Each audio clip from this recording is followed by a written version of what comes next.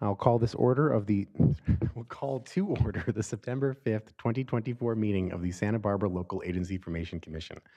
Madam Clerk, please call the roll. Commissioner Freeman, Here. Commissioner Guyer, Here. Commissioner Hartman, Here. Commissioner Kiriakou, Here. Commissioner Magana, Commissioner Nelson, Commissioner Osborne, Here. Commissioner Patino, Here. Commissioner Richardson, Here. Commissioner Stark, Here. Commissioner Williams. Let the record reflect that Commissioner Magana, Commissioner Nelson, and Commissioner Williams are absent. All right, if you all please join me for the Pledge of Allegiance.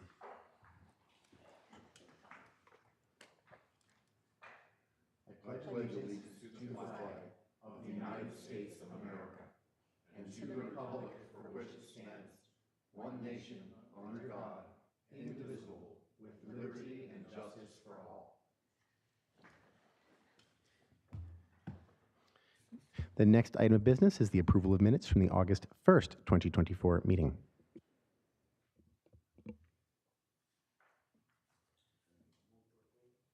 Second. Motion by Guyer, second by, oh, brain not working today. Stark. Yes. If we could have, actually, is there any public comment on the? Chair Freeman and members of the commission, we have no public comment on this item, and I would just like to note for the record that Commissioner Magana is present. Okay, great. If we could have a roll call vote. Commissioner Guyer, Aye. Commissioner Hartman, Abstain. Commissioner Kiriakou, Yes. Commissioner Patino, Here. Yes. Commissioner Stark, Here. Aye. and Chair Freeman. Aye. Oh, I'm sorry, and Commissioner Nelson. Abstain. Motion passes with 2 abstentions. All right. Now is the time for members of the public to speak on items that are not on the agenda. Madam Clerk, are there any requests to speak on items not on the agenda? Chair Freeman and members of the commission, we have no request to speak under general public comment. Thank you so much. That concludes public comment. Hey, Mr. Chair, I have an announcement to make. I can make it now or during commissioner comments. Doesn't make any difference. If it makes no difference, we do have an agenda item for commissioner comments and announcements, so. Fine. Doesn't have anything to do with commissioner business, but I think that's okay. Okay, I mean, if you'd like to make it, yeah, No, I'm good. you're sure, okay. All right, moving on to the approval of the consent calendar. We have any items anyone would like to pull?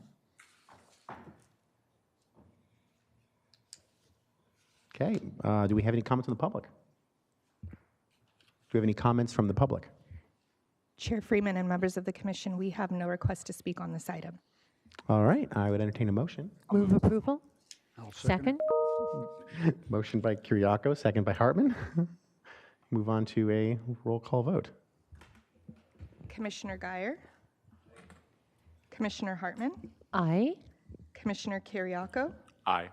Commissioner Patino, Aye. Commissioner Stark, Aye. Commissioner Nelson, Aye. Chair Freeman. Aye. Motion passes unanimously. Next item is out-of-agency service agreement, item number 1. Will the clerk please read that item into the record?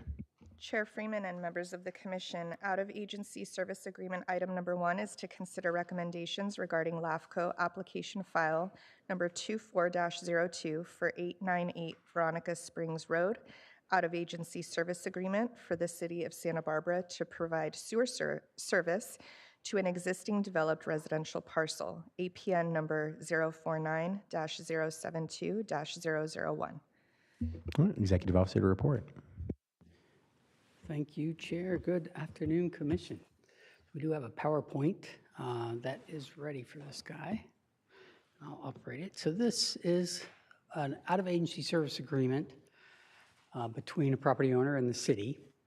And this one came to us a little unusual than most in that the property owner actually applied for this out-of-agency service agreement in advance of the city taking action.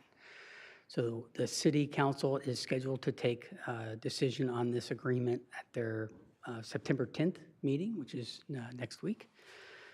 And so in order to sort of expedite the process, given the circumstances that the individual was not able to move back into their home under the circumstance, we were able to place it on our September 5th agenda. So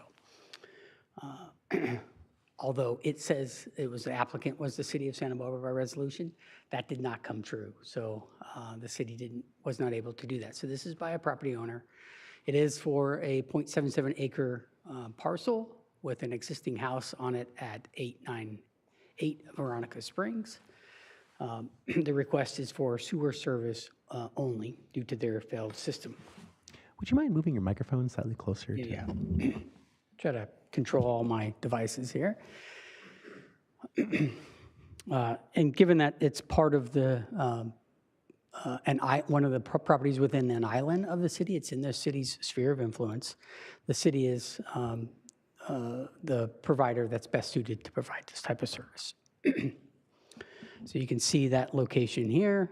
Off the tip of that point within that circle is this Veronica Springs. And here's the map of that parcel.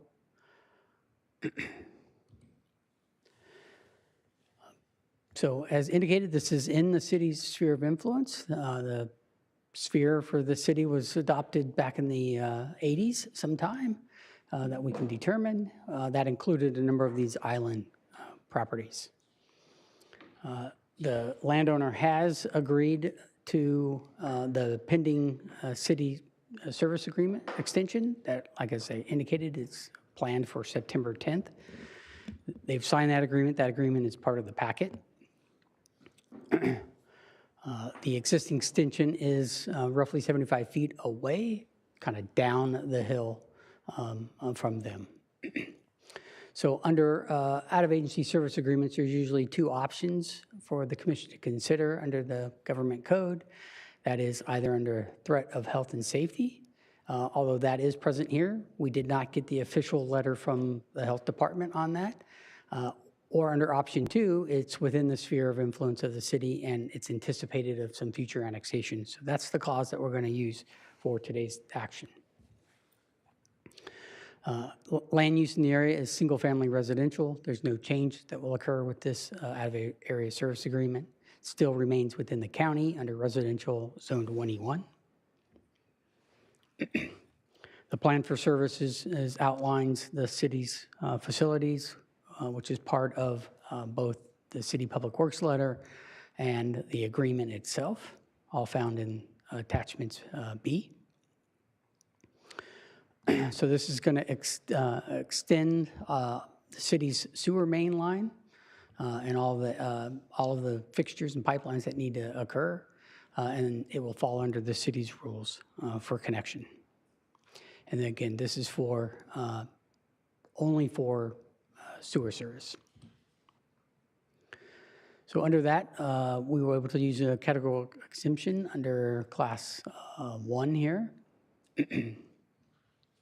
Minor alterations to the structure with just a sewer lateral.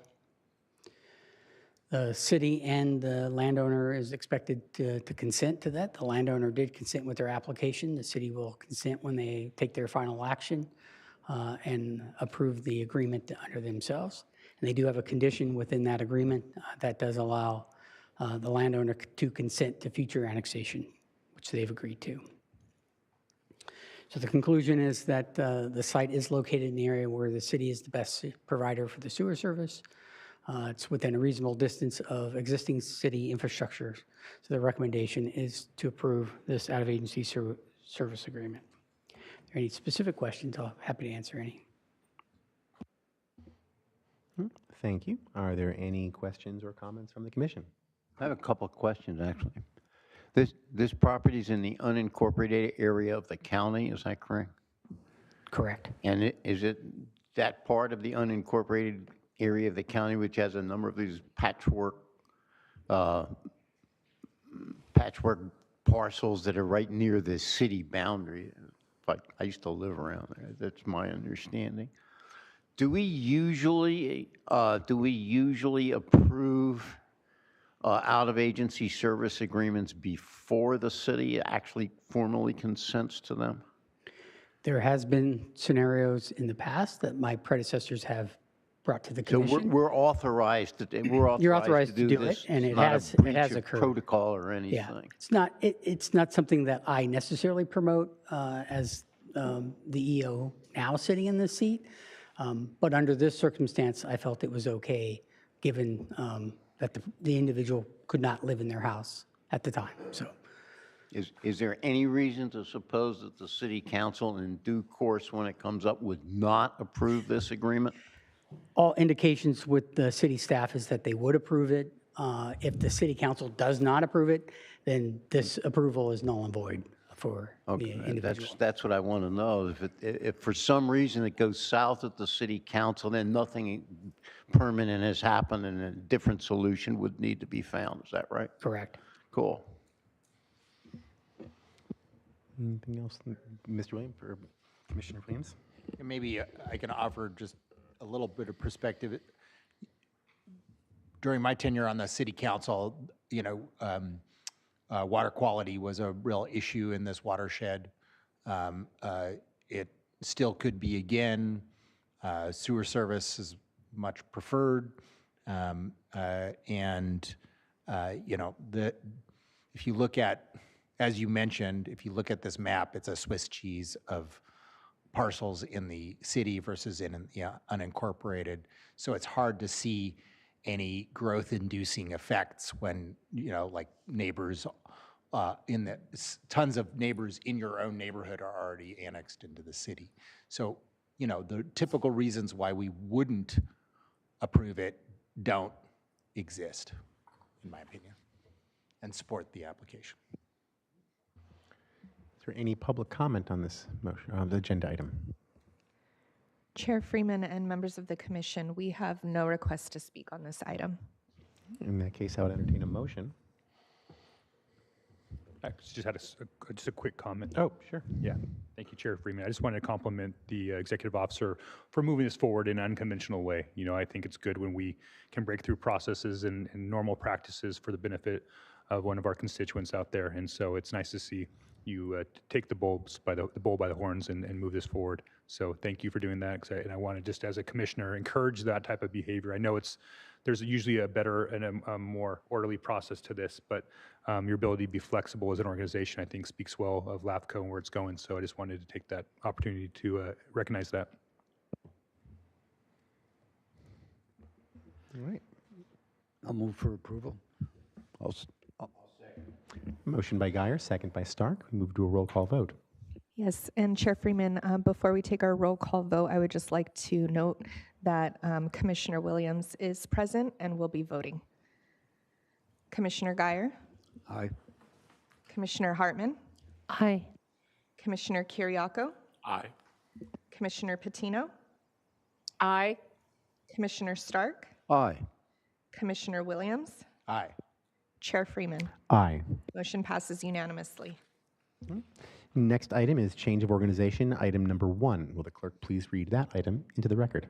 Chair Freeman and members of the commission, changes of organization item number 1 is to consider approval of LAFCO application file number 24-01, annexation of the property located in the unincorporated area of the county at 801 Poinsettia Way, Goleta, California, to the Goleta Sanitary District. Thank you. Executive Officer to report. Great, thank you. We'll show a presentation for the commission. So, as typical, this is a landowner petition application that filed for annexation at 801 Poinsettia Way. It's 1.41 acres. It's to be annexed into the Goleta Sanitation District for sewer purposes as well. It has an existing single-family residence and an accessory dwelling unit that would be connected. The area is within the district's sphere of influence, and we most recently updated the sanitation district sphere in 2023 when we adopted our service review. Here's an overview of the district boundary, a close-up of that parcel that is contiguous. So there's sort of this one extra parcel along that little stretch of Poinsettia Way on that western side that would hopefully be annexed down the road. But this one had some similar issues with their septic system, and so the most logical connection was to come into the district. Again, it's one developed single-family residence, and then they're proposing an ADU. And the reason they need to connect now is that new ADU is too much for the septic system to handle, so they need to get into some public sewer system.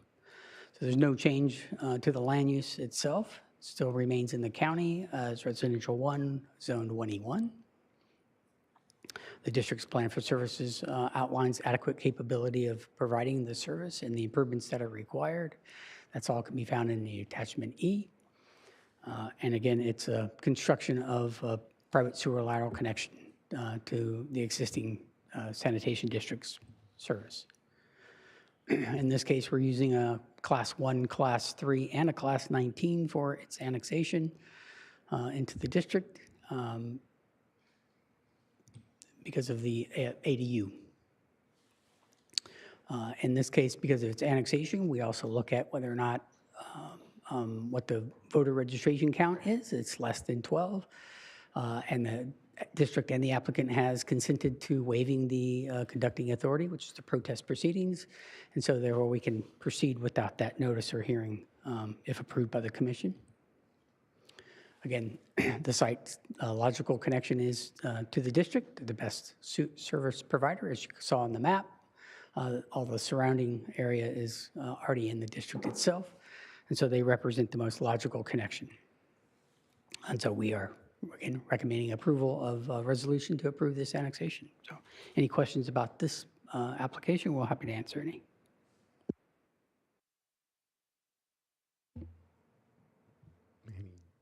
Seeing nothing? Any public comment? Chair Freeman and members of the commission, we have no request to speak on this item. Okay. Is that a comment or is that a? I was going to just move approval. All right, motion by Kyriakou. Do I hear a second? Second. Second by Hartman. Got two teams going. And if we could have a roll call vote. Commissioner Guyer, Aye. Commissioner Hartman, Aye. Commissioner Kyriakou, Aye. Commissioner Patino, Aye. Commissioner Stark, Aye. Commissioner Williams, Aye. Chair Freeman. Aye. Motion passes unanimously. Thank you. Next item is business item number 1. Will the clerk please read that item into the record? Chair Freeman and members of the commission, business item number 1 is to consider support or opposition for amended Senate Bill 1209 indemnification. Thank you. Executive Officer to report. Okay, great. Yeah, so this is back in front of the commission. As you noted, when it first came up, we did submit a letter of support. That was for the original language that LAFCO submitted. It had been requested to be amended by the CBA and the author of the bill, which was now Senator Cortese. And so that amendment has moved through the process. It was requested that the item be brought back with that amended change so that we can look at what that amendment says. So that's what's before you, that new amended language. The update is that it has made it all the way through the Senate process. The bill is now sitting on the governor's desk for signature, and he now has 30 days to sign that. So this item may be moot at this point. The request or the recommendation from staff was to essentially stay neutral, not support, not oppose the bill, since it was a LAFCO-sponsored bill. But those amendment changes itself, as your staff, I didn't feel as comfortable supporting that kind of language. Nonetheless, 29 other LAFCOs did submit letters of support. If the commission wishes to do so, I would submit a slightly revised version that's now addressed to the governor for him to sign versus the one that's in the packet, but essentially the same language. So I'll let the commission have a discussion about what you'd like to have staff do and report back, or to stay neutral as recommended. So with that, if there are any questions about the bill and the language, I'd be happy to answer what I can. Thank you. Commissioner Stark. Yes.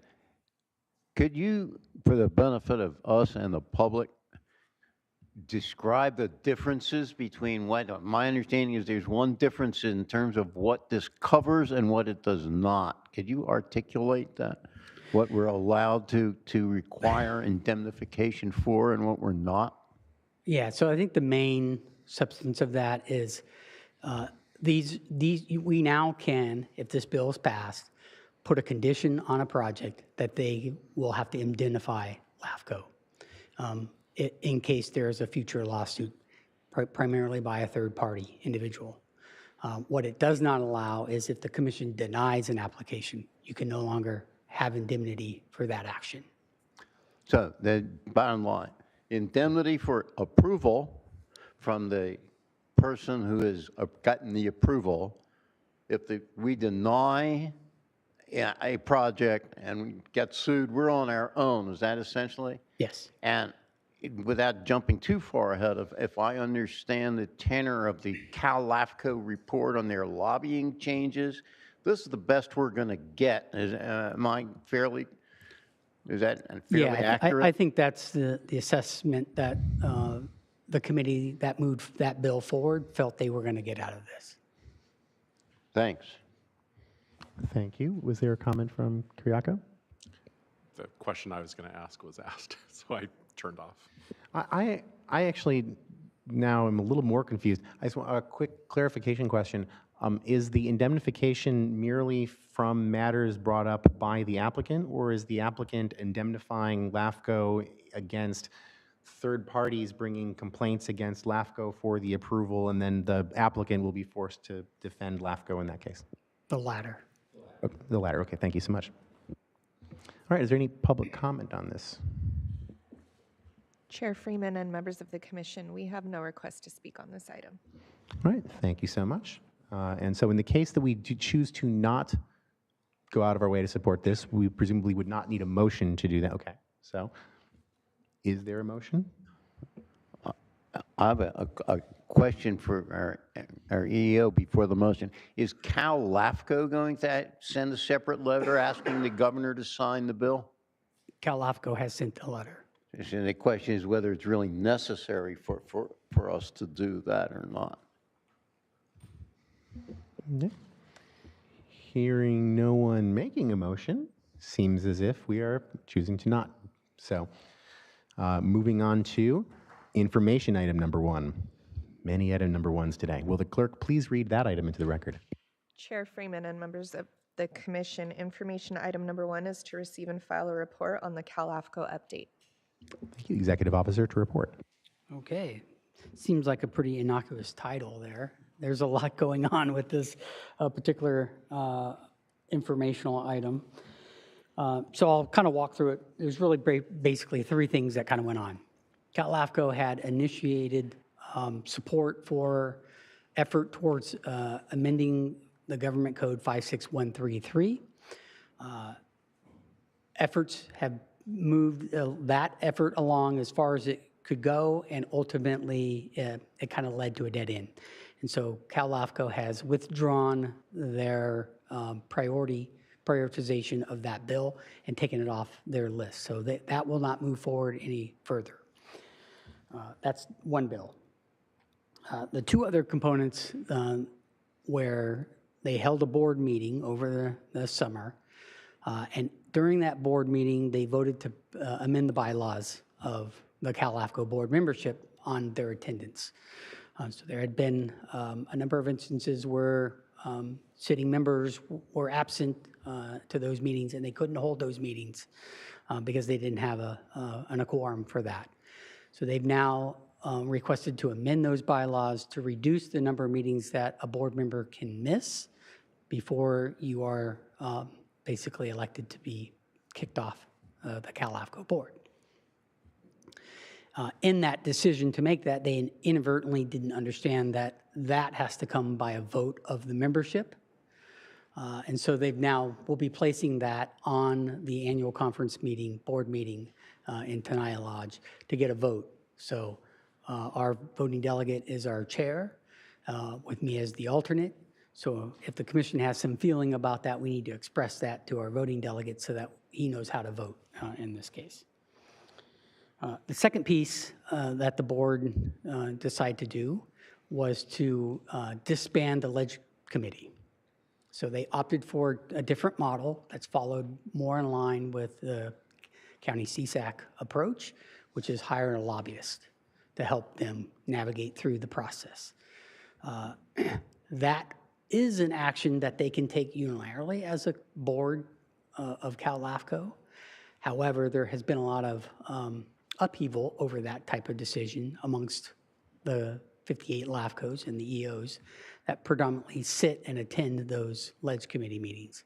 And as a result of that, ultimately a letter from the representatives from the 4 regions has requested that Cal-LAFCO put that item as well up to the board membership on a vote at the meeting and at the conference. So again, we'd like to hear from the commission about your sense of that so that the voting delegate can vote on that item should it come forward, which I believe is likely that the Cal-LAFCO board will bring that to the membership for decision. So those are the main 3 components that are out of that whole packet. There's a lot of other bills and things that are going on, but if there's anything else that is on any of the commissioners' mind, I'll happy to try to dive into those or bring an item back for future discussion. Thank you very much. Commissioner Stark? I just want to see if I understand this correctly. I think I do. If we as a commission do nothing, then it would be up to the discretion of our voting members, that is, our chair and our EO, to decide on the merits of this motion, which way to go. Is that basically right? Or would it be proper, for example, to say, well, the lobbying thing makes sense, but I want to hear more about why they're amending the rules to make the directors miss fewer meetings, which is not a good sign organizationally, culturally speaking. Would that, we could do that? I mean, the lobbying thing sort of makes sense, right? I'll answer it this way, looking at our legal counsel next to me. This is placed as an informational item, so there is no formal decision that you can make and give. You're going to have a discussion. Jay, as our chair and delegate, will have to make sense of that discussion and take a vote. And he can still vote however he chooses to vote as our representative, or he can kind of weigh the majority of what the commission feels. Those specific questions might come up during the board meeting from all other LAFCOs, and Jay may have to sort of, on the fly, decide where do we vote as a member of the Cal-LAFCO organization. So, and certainly from my perspective, it would be much, the information then as input to hear informed opinions of the other people who are on this commission who know a lot about some of these and have been involved in a lot of things involving Cal-LAFCO in the past, be very valuable to me. So I totally trust the discretion of our chair to make a wise decision in the context of whatever comes up. thank you, but it did sound like you had something potentially interesting to say about the missed meeting modification. I only have one thing to say, and it's not terribly relevant. It is not, I don't know anything about why they did it. It's not a good sign. However, it did cause me to have a new appreciation for the benefits of losing an election for that Cal-LAFCO board. Okay. Is there any public comment on this? Or maybe there's a comment from Hartman. I just wondered when the meeting is. that is on October 18th, I believe. It's at the conference. It's Yeah. And where is it this year? It's in Tenaya Lodge, Fish Camp. Okay. Is there any public comment on this agenda item? Chair Freeman and members of the commission, we have no request to speak on this item. All right. Seeing no other comments, moving on to information item number 2. Will the clerk please read that item into the record? Chair Freeman and members of the commission, information item number 2 is to receive and file a status report on municipal service review program. Executive Officer to report. All right, thank you. All right, we do have a little PowerPoint here as well. So as you recall, we embarked on this service review at the beginning of the year, laid out this timeline of sorts on when things are to happen. So happy to report that we are on schedule with that. So we have released the admin draft to each of the 18 agencies here late in August. So we're going to give them 3-4 weeks to kind of provide and review and provide comments to that as we take that back in. We did a number of small outreach this go around to just a few agencies. All but one agency actually responded to our survey and gave us some information. So the one agency happens to be the Cuyama Valley Rec and Park District, which is went through an update to their general manager. They're trying to push out a website that's really lacking information at this point. So we've done our best to try to couple together what we could of information. So that's probably the chapter that's the least refined of the group. We've sent it out to the group anyways for comment and review. We'll see what we get back. If it remains unsolicited information from them, we're just going to move forward with the information that we have at hand that we can get our hands on. And so with that, as always, whenever I do this update, we do have a community survey that asks the public and even the staff members of those agencies to log onto our webpage, under the main page, take a brief little 8-question survey. It's less than 1 minute to give us feedback on unanimously of how you feel that service is going. This is under Recreation and Parks and Open Space and Library Services. So if anybody wants to give any feedback, just log on to the main page. On the main page, you'll see the survey right there that you can gain access to. So again, we anticipate bringing this back in December for the commission to make a final decision on that recommendation. And with that, as we indicated, a 30-day review period we think is appropriate for this.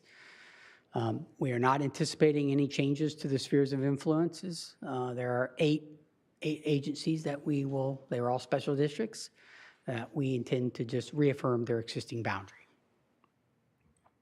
There was one study area that was requested to be part of that, and right now we have a tentative recommendation. And we'll go over that study area. It happens to be the community of Orcutt for the city of Santa Maria. And then this sort of new element kind of introduced itself as we were developing this service review that came from the city of Santa Barbara. As we just saw on today's agenda, this sort of urgency to process an agency service agreement. And so they essentially kind of approached us as to whether or not there was some other streamlined approach that could occur, given that it may have been a scenario where we couldn't get it on a particular agenda and they would have had to wait another month to get on the agenda. And so under the statute itself, there is no streamlined approach for out-of-agency service agreements. What I individually came up with was potentially, under the commission's direction and ultimate decision, is we might be able to enter into some sort of island service approach agreement with the city. And I'm going to lay out a little bit of what that might entail, knowing that this is early on in its infancy of discussions, and so we'll see where that goes. But first, we want to go back to our service review itself and the city of Santa Maria's one study area that we're evaluating. It's a large area, basically encompasses the southern half of the city's sphere of influence. We are putting information together about that. That kind of can be an evidence of information base so that we can determine if there are other governance options out there within that community. And we really want to probably allow this kind of information to kind of further our discussions through the MOA talks that we are developing with the cities. So ultimately, I think that's kind of where we're at with this. You can see the area on the map, all in red, that's the study area. That aligns basically the city's sphere of influence with the community of Orcutt. The pink area happens to be Laguna County Sanitation District. So that's another area that also overlaps some of that boundary as well. So it's a large area, a little over 4,000 acres, a lot of different land uses that are going on throughout that. So we kind of outline those, what those possibilities are. And we'll get into more detail of what that is when we get to the final outcome and we present the public review draft and ultimately the final adoption draft of the service review. And the commission can weigh in. This is an opportunity for the commission to weigh in on how that's going and ask questions about that study area and whatnot. Now diving into this sort of island service extension and annexation concept. So this is a concept that has been loosely used by other LAFCOs. It's basically an opportunity to kind of address this multiple service extension request that the city seems to be getting, a handful of them in any given year. It largely is tied to the islands within their city. So these are all boundaries that are in their spheres of influence and surrounded by the city itself, city proper. So the concept here is to consider an extension service agreement that only includes this area, that only includes substantially developed parcels that are zoned residential in nature, kind of already have, sort of the scenario that we just saw, already has a house. We anticipate some failed septic system, or they want a small addition to their house or an ADU, and they can't get it without a public sewer connection. So we can sort of identify the parameters in and around that, and under those sort of narrow terms, LAFCO can sort of draw a conclusion and make a decision about whether that's okay or not. So we would give a one-time LAFCO kind of approval that the city can start to provide connections at their own pace at the whenever they're presented with the property owner in that situation, and they would just simply notify LAFCO that another one has popped on the radar, and this is the address of that one, and we'll kind of keep a tally of what's going on. Under that scenario, that's all predicated on this sort of service extension and future annexation program that we would develop. And so we would take this sort of cooperative approach, looking at the agencies involved, the city, the county, LAFCO, and likely Goleta Water District that serves many of the properties out there. And we might actually start to think about a program in which annexation comes to reality. So right now, on record, we know of at least 45 out-of-agency service agreements to the city itself that have occurred over many decades. There's probably more out there that we're unaware of that have occurred, that kind of older and date back. This is an opportunity to start to include all of this, these properties into some sort of formal application by the city for annexation. But in the interim time, as they get that kind of prepared, they can continue to provide a sewer or water connection as they see fit. So we would develop this sort of annexation plan and this program to proceed so that orderly annexations can occur within these islands under these scenarios and allow service connections to continue in the interim. If this plan were to be developed, ultimately the city council would have to adopt some sort of resolution that would initiate annexation just like any other formal application that would come from the city. LAFCO would condition on that, holding off on recordation of that actual annexation until all of the ducks are aligned that meet that. So as you'll see in a map, there are a number of parcels within these islands. Not every one of them would probably be part of the package at any given application. And so we would sort of phase in the actual recordation. The recordation of the certificate of completion is what actually locks in the final annexation for the city. That locks in the property tax exchange agreement that has to go on. We send that up to the state, and that is really what sets the final annexation. And so here's a map of the city, and you can see sort of these pocket islands, and I've highlighted them in these red bands. So there's a number of them in and around that kind of surround the city. Mission Canyon is already served by a county service area that we studied last year or 2 years ago with CSA 12. They are just a collection provider, and ultimately all of the treatment is served under the city's treatment plant. So that's the way the operation works, kind of as a packaged unit. On the right-hand side, that is an area that is outside of the sphere at the moment, but it has been recommended to be amended to the city's sphere at the conclusion of our final MSR next year. And so it will likely fall into one of these sort of island areas as part of the study. So the concept is to study all of these individual kind of island areas and kind of determine what's the best model and fit, and then work that into some sort of programmatic plan. And then if that meet to some fruition of that nature, that agreement would come forward to the commission. The commission would take full action on that agreement. And then we would operate under that agreement for this type of scenario. So I know there's probably going to be questions with that, but let me finish up a couple of slides here. So we're on the topic of the service review and its update. Again, a sphere of influence kind of determines that probable physical boundary of the city. It's a decision-making tool, doesn't decide land uses or give any land use approvals. An SOI amendment is required, or property is required to be in it in order for an annexation to take place. And really, it anticipates where we think service might need to exist for all of the 18 agencies that we're looking at. And usually, there are areas that are in close to the jurisdiction. We're not looking at areas that leapfrog out and over, particularly in the urban city components, because annexation can only occur in those scenarios where you're adjacent to existing boundaries.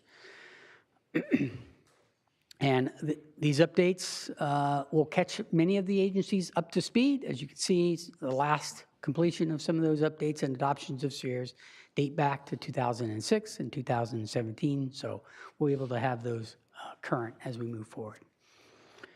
Again, the service review, it's requirement of Cortese-Knox-Hertzberg Act as we update the spheres of influence. It's an informational piece to allow the commission to help make that decision on the sphere. And he evaluates each of the jurisdictions' ability to provide that particular service that we're studying.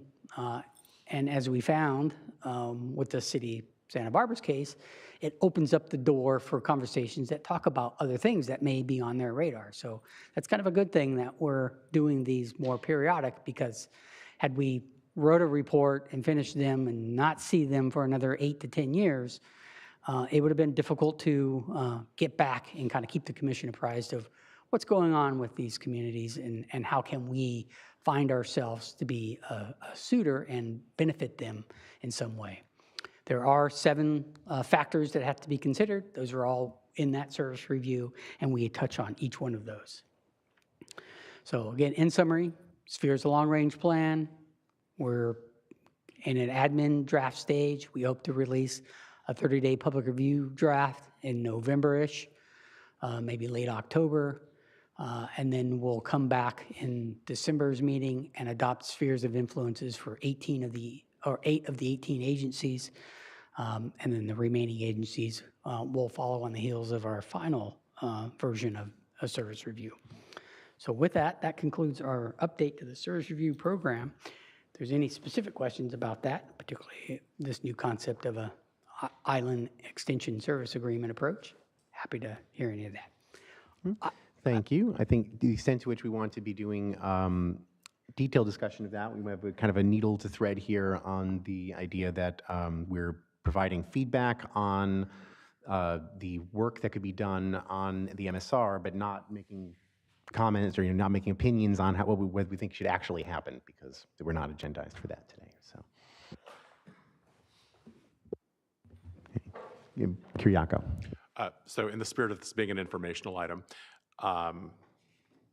as by way of sharing information, the city of Goleta has a tentative item on its agenda for the next meeting in September, the 17th, for 1 hour for discussion and possible action, which is a sphere of influence review. And so I just wanted to make sure that information gets out there because it's potentially germane down the road. Thank you. Stark. Well, Ed, I just wanted to clarify what Commissioner Kiriakou said.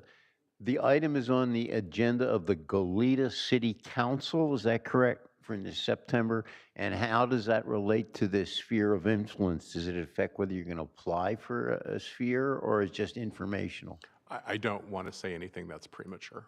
Fair enough. Okay.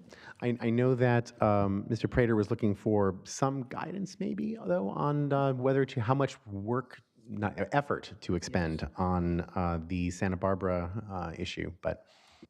Correct. Thank you, Chair. So to clarify, that does involve a fair amount of workload for your staff to get into a pretty deep conversation with all the players involved. So being it's an informational item, I was really looking for kind of a head bob from any of the commissioners to be like, yeah, go work on this. This is good stuff. And we'll see where it goes. And if it turns out to be meaningful, well, great. If it just can't come together because the players just can't get there, we'll report that back as well and ultimately tell you that it just couldn't work out. But either way, we're just sort of looking at some general feedback so that I know how much effort I should be putting towards this. Thank you. Stark? I think long-term it's worth it if you can pull it off. My suggestion is pursue your best contact with the city of Santa Barbara, whether that's the new city administrator or the head of development or something like that, and see if they're the key player in this, and see if they're amenable to going further before plunging full into it. It's certainly going to be a lot easier to get things done if you get full cooperation off the bat. Nelson's light is on. I don't know if he's waiting. Yes. Yes, thank you, Chair Freeman. I was curious on what kind of direction you're looking for on the municipal service review for recreation and the Orchid Santa Maria interface. What are you looking for as far as feedback from the commission? Nothing specific on direction on that, other than it's an opportunity for that conversation to continue. This is the platform to do that. Okay, and I know that there's ongoing discussions, these MOA discussions that are also, and will inform those. Are they happening in parallel? Is that? Yeah, they're happening in parallel. So we're, as we develop this information and this becomes kind of public information, we'll dovetail that into those conversations. Okay, thank you. I might check if there's any public comment on this agenda item. Chair Freeman and members of the commission, we have no request to speak on this item. Coming back to the commission, a quick question. Mr. Prater, do you feel you have enough vibes? I'm good. All right. Okay. So seeing no one else might make comments, moving on to commissioner announcements. Do we have any commissioner announcements or any requests for future agenda items? I have an announcement as virtually nothing to do with the commission. I'd just like to let you know what the upcoming candidate forums for the various jurisdictions in both North and South County that are coming. Most of them are before the next LAFCO meeting. There will be 2 forums in Santa Maria, both at the St. Peter's Episcopal Church. One on September 24th for Council Districts 1 and 2, and another one on Friday, October 4th for the Santa Maria Mayor, again at the same church. There are 2 forums in Lompoc. Thursday, September 26th for the school district, and Thursday, October 3rd for the mayor and city council. I imagine they'll stack those because of the districts. You have to have more than one district in a single forum. They're both at the Lompoc Civic Center. People can find that. In Santa Barbara, there is a forum at the CEC Hub, which is over on State Street near the Victoria Court. We're doing a forum for city council race for the 2nd district and then for the 1st and the 3rd district. So there's 3 council districts, 2 forums. That's on September 30th on Monday. On October 3rd, when is this? Yes, October 3rd is the state assembly race. That's again at the CEC Hub, 6 o'clock on October 3rd. And we're doing a Zoom webinar for the local and state pros and cons. That should be a lot of fun. It's about rent control and crime, mess, and other pressing topics. That's going to be on October 9th at 5 o'clock. We're just going to tape it. No one else is going to show it. Should be fun. On Thursday, October 1st, or 10th, right after the LAFCO meeting in Santa Maria, the league is holding a Goleta Mayor Forum for the mayor and council districts 3 and 4. And that'll be at the Goleta School District up on Fairview. And last, not least, on Wednesday, October 16th, we're doing a forum for the only contested Carpinteria City Council race, is District 2. That's going to be at the Carpinteria Women's Club on Vallecito Road in Carpinteria. That's the 16th at 6 o'clock. That's 9 forums, count them, 9. Well, there's 2 leagues. They haven't figured out to get 1 league yet, but there's 2 leagues, and they do forums in different locations. But we cooperate, at least in telling you where the forums are. That's my announcement. Any other commissioner announcements? I would like to thank whoever reconfigured these microphones to be green instead of red, because I find it much less confusing to not think about mute versus yeah. All right, we'll now go to executive officer comments. Just a brief reminder, when we adjourn, we'll adjourn to our October 10th meeting. That is not our normal first Thursday of the month. We moved that, remember? So it's the 2nd week in October. So just a quick reminder, and it is in Santa Maria.